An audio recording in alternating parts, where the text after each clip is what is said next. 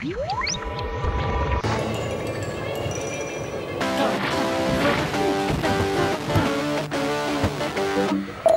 hard not to draw comparisons to the Portal series when discussing Quantum Conundrum. The game's creative director worked on Portal, and both games share a premise with first-person puzzling and mad science. We'd also be remiss not to mention the heavy dash of megalomania, though it's coming from a much more benign place in Quantum Conundrum. Each time was complete with a grand entrance from the brother, who was in fact a professor and inventor with a profound and soaring intellect. You play an anonymous niece or nephew on a visit with Uncle Professor Quadrangle at his mansion that's really more of a laboratory. The professor is stuck in a pocket dimension and stricken with short-term memory loss, leaving it up to you to gather his technology and figure out what's going on with all that sallow science juice flowing through the manor. Foremost an excuse to shepherd you through a variety of puzzles, the paper-thin story is mainly conveyed via the disembodied professor's dull barbs and hints. I bet you wanted me to do that, huh? Mad scientist's crazy evil laugh. These puzzles have you circumventing lasers and other hazards as you make your way to the exit and onto the next room.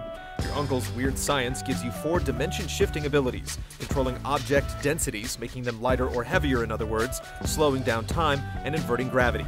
The dimensions are introduced one by one, with little time squandered on boring tutorials, making mastery of your powers a necessity from the get-go. And go! Having all the powers at your disposal certainly makes things interesting, though the best puzzles will often deny you access to a key ability. A few scenarios will also give you the choice of which powers to use. However, the majority of the time you'll be dealing with fairly straightforward multi-step puzzles. After careful observation and perhaps a hint from Uncle, the majority of them end up feeling a bit too routine.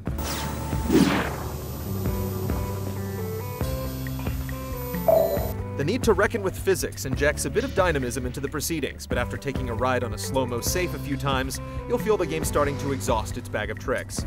Of the 50 or so puzzles, only a select few stand out.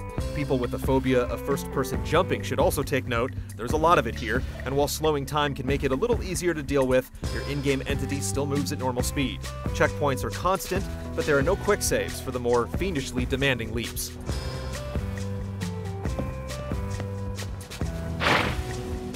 Quantum Conundrum has a good bit of replay value, with collectibles and challenge modes working to pad the package. With several dozen scenarios on offer, it'll certainly keep you busy if you've got a hankering for trans-dimensional brain teasers.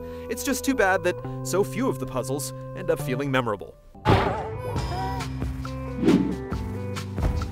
Hooped it!